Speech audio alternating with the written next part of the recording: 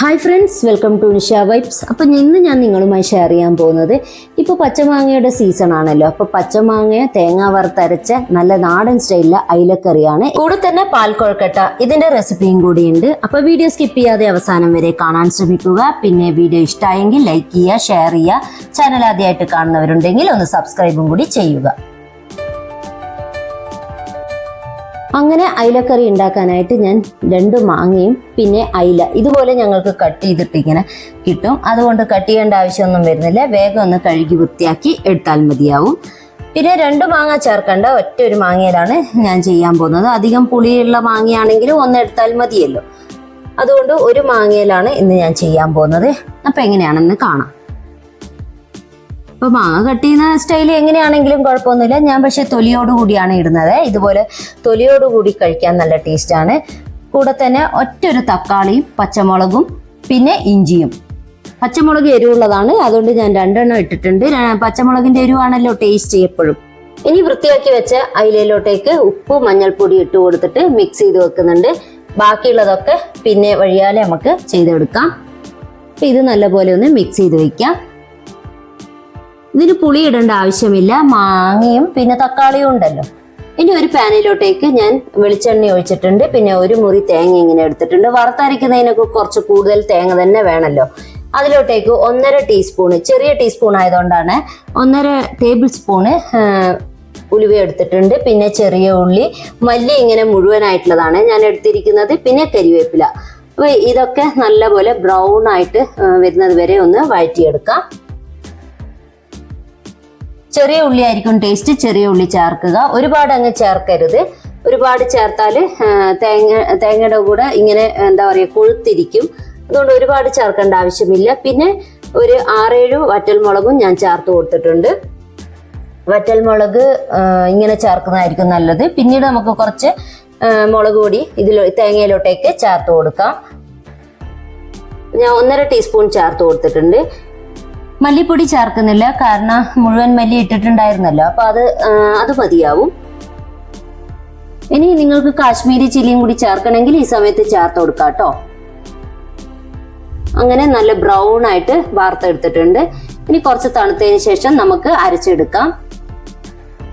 അപ്പോഴത്തേക്ക് നമ്മൾ റെഡിയാക്കി വെച്ചിട്ടുള്ള മാങ്ങയും തക്കാളിയും ഒക്കെ ഉണ്ടല്ലോ. അപ്പൊ അത് വെള്ളം ഒഴിച്ച് വേവിക്കാൻ ആവശ്യത്തിനുള്ള വെള്ളവും ഒഴിച്ചിട്ട് വേവിച്ചെടുക്കാം. പിന്നെ ഈ സമയത്ത് തന്നെ ഉപ്പ് ഇട്ട് കൊടുത്തിട്ടുണ്ട്. മഞ്ഞൾപ്പൊടി കരിവേപ്പിലയും കൂടി ഇട്ട് കൊടുത്തിട്ടുണ്ട്. ഇതൊന്ന് വെന്ത് വരട്ടെ. മാങ്ങയൊക്കെ വേഗം വേവും. അപ്പോഴത്തേക്ക് നമുക്ക് തേങ്ങ അരപ്പ് റെഡിയാക്കി എടുക്കാം. അപ്പൊ അങ്ങനെ നല്ല തിളച്ച് വന്നിട്ടുണ്ട്. ഈ മാങ്ങ ഇങ്ങനെ കഷ്ണം പോലെ ഇരിക്കും. അതുകൊണ്ട് കുറച്ച് നമ്മളിങ്ങനെ ഉടച്ചു കൊടുക്കുക. എന്നാൽ മാത്രമേ കറിക്കൊക്കെ ഇച്ചിരി കൊഴുപ്പുണ്ടാവുള്ളൂ. വെള്ളം ഞാൻ ഇച്ചിരി കൂടുതൽ തന്നെ ഒഴിച്ചു. എന്താ വെച്ചാൽ മാങ്ങ വെന്ത വെള്ളമാകുമ്പോൾ അതിന്റെ ഒരു പുളിയൊക്കെ ഉണ്ടാവില്ല. അപ്പോൾ ഒരു ടേസ്റ്റും കൂടിയല്ലേ. അതുകൊണ്ടാണ് ഞാൻ കുറച്ച് വെള്ളം അധികം ഒഴിച്ചു കൊടുത്തത്. ഇനി ഇതിലോട്ടേക്ക് നമുക്ക് അരപ്പ് റെഡിയാക്കിയത് ഇതിലോട്ടേക്ക് ഒഴിച്ചു കൊടുക്കാം. ഇപ്പം തന്നെ ആവശ്യത്തിന് വെള്ളം കൂടി നമ്മൾക്ക് ഒഴിച്ചു കൊടുക്കാം. അതിലെ കഷ്ണം പിന്നീട് ഇട്ട് കൊടുത്താൽ മതി. ഇപ്പം ചേർക്കുമ്പോൾ എല്ലാം കൂടി അങ്ങ് പൊടിഞ്ഞു വരും. ഇപ്പൊ മീനൊക്കെ കുറച്ച് വേഗം വെന്ത് കിട്ടുന്നതാണല്ലോ. അതുകൊണ്ട് ഇതൊന്ന് തിളയ്ക്കുമ്പോൾ മീൻ ഇട്ട് കൊടുത്താൽ മതി. അങ്ങനെ അടച്ചു വെച്ച് ഒന്ന് തിളയ്ക്കട്ടെ. എന്നതിന് ശേഷം നമുക്ക് ഈ മീൻ അങ്ങ് ഇട്ട് കൊടുക്കാം. നിങ്ങൾക്ക് വേണമെങ്കിൽ നേരത്തെ മഞ്ഞൾപ്പൊടിയും ഉപ്പും ഇട്ട സമയത്ത് തന്നെ മുളക് പൊടിയും കൂടി മിക്സ് ചെയ്ത് മസാല പിടിപ്പിച്ച് അങ്ങനെ വെച്ചിട്ട് അങ്ങനെയും ചെയ്യാം. എപ്പോഴും ഒരേ രീതിയിൽ ചെയ്യുന്നതല്ലേ. അപ്പൊ ഒന്ന് കുറച്ച് ഡിഫറെൻ്റ് ആയിട്ടൊക്കെ ചെയ്യാലോ. ടേസ്റ്റ് ഓരോന്നിൻ്റെയും ടേസ്റ്റ് എങ്ങനെയുണ്ടെന്ന് നമുക്ക് മനസ്സിലാവുമല്ലോ. പിന്നെ തവി ഇട്ടിട്ട് ജസ്റ്റ് ഒന്ന് പതുക്കി ഇളക്കി കൊടുക്കാൻ പാടുള്ളൂ. ഇങ്ങനെ ചുറ്റിക്കുന്നതായിരിക്കും നല്ലത് കേട്ടോ. എന്നാൽ മീനൊന്നും പൊടിഞ്ഞു പോവില്ല. ഇനി കരിവേപ്പിലയും കൂടി നമുക്ക് ഇട്ട് കൊടുക്കാം. പച്ചക്കരിവേപ്പില കുറച്ച് കൂടുതൽ തന്നെ ഇടുക. ഇനി ചട്ടിയല്ലേ ഇരിക്കുന്തോറും കുറുകിക്കോളും. ആദ്യം നമ്മൾ ഉണ്ടാക്കുമ്പോൾ കുറച്ച് വെള്ളം ചേർത്തിട്ട് ഉണ്ടാക്കുക. എന്നാലും പിന്നെ വറ്റി വരുമ്പോൾ നമുക്ക് കുറുകിയ ചാറായിട്ട് കിട്ടും. അങ്ങനെ ഏകദേശം അയിലക്കറി ഇവിടെ റെഡി ആയിട്ടുണ്ട്.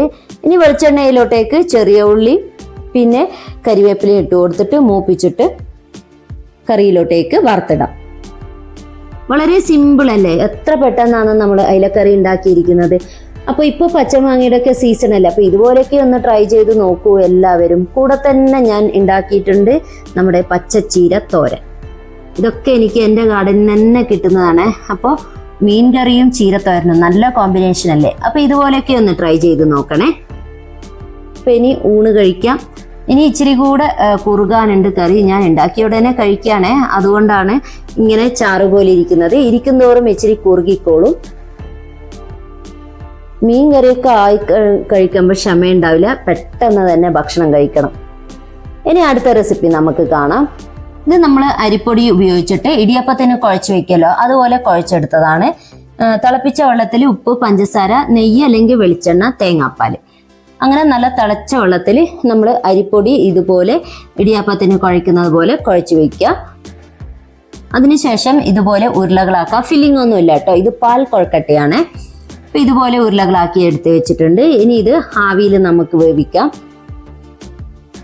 ഇനി ഇങ്ങനെ ആവിയിൽ വേവിക്കുന്നില്ലെങ്കിൽ ഡയറക്റ്റ് നമുക്ക് പാലിലോട്ടേക്ക് ഇട്ടിട്ട് അങ്ങനെയും വേവിച്ചെടുക്കാവുന്നതാണ്. ഇത് ഓൾറെഡി 3/4 ഭാഗം വെന്ത് കിട്ടിയതാണ്. ഇനി ഒരു 1/4 ഭാഗം വെന്താൽ മതിയല്ലോ. അപ്പോഴത്തേക്കും പാല് നമ്മൾ തിളപ്പിച്ച് റെഡിയാക്കി വെക്കണം. കൂടുതൽ വെള്ളം ചേർക്കാതെ വേണം പാല് തിളപ്പിക്കാൻ കേട്ടോ. തിളച്ച പാലാണല്ലോ, അപ്പോൾ ഇത് ഡയറക്റ്റ് ഇങ്ങനെ ചീനച്ചട്ടിയിലോട്ടേക്ക് ഒഴിക്കാം. പിന്നെ കുറച്ച് പഞ്ചസാരയും കൂടി ഇട്ട് കൊടുക്കാം. പിന്നെ 2 ഏലക്കായ ചതച്ചത്. ഞാൻ കുറച്ചേ ഉണ്ടാക്കുന്നുള്ളൂ, അതുകൊണ്ടാണ് 2 ഏലക്കായി. കുറച്ചധികം ഉണ്ടെങ്കിൽ അതിനനുസരിച്ച് ഏലക്കായ എടുക്കാം. ഇനി ഈ വേവിച്ച കൊഴുക്കട്ടയെല്ലാം ഇതിലോട്ടേക്ക് ഇട്ട് കൊടുക്കാം. നിങ്ങൾക്ക് വേവിക്കാതെ ഇങ്ങനെ ഡയറക്റ്റ് പാലിലേക്ക് ഇട്ട് കൊടുക്കുവാണെങ്കിലും കുഴപ്പമില്ല കേട്ടോ. ഇനി ഇങ്ങനെ നല്ലപോലെ കുറച്ച് സമയം ഇങ്ങനെ ഇളക്കി കൊടുക്കണം. പാലൊക്കെ നല്ല കുറുകി വരണം. വെന്തതായതുകൊണ്ട് കുഴപ്പമില്ല, പെട്ടെന്ന് തന്നെ ഇളക്കിയെടുക്കാം. അല്ലാതെ ഡയറക്റ്റ് ഇടുവാണെങ്കിൽ നമ്മൾ ഒരു മിനിറ്റ് കഴിഞ്ഞതിന് ശേഷം പതുക്കെ ഒന്ന് ഇളക്കി കൊടുക്കാനേ പാടുള്ളൂ. ഈ സമയത്ത് നമുക്ക് മിൽക്ക് മെയ്ഡ് ചേർത്ത് കൊടുക്കാം. മിൽക്ക് മെയ്ഡ് ചേർത്തിട്ട് എന്നും കുറച്ചുകൂടെ കുറുകിയെടുക്കണം. എന്നാൽ മാത്രമേ ഈ കൊഴുക്കട്ടയിൽ മിൽക്ക് മെയ്ഡും പാലൊക്കെ ഇങ്ങനെ ഊറി വരുള്ളൂ. ഇത് കുറച്ച് അരിപ്പൊടിയാണ് കേട്ടോ. അരിപ്പൊടിയിലോട്ടേക്ക് അതിൽ തന്നെ പാലെടുത്തിട്ട്, ചൂട് പാലെടുത്തിട്ട് ഇങ്ങനെ ഒന്ന് കലക്കി കൊടുക്കുക. ഇത് എന്തിനാ ചെയ്യുന്ന വെച്ചാൽ നമുക്ക് പെട്ടെന്ന് കുറുകി കിട്ടും.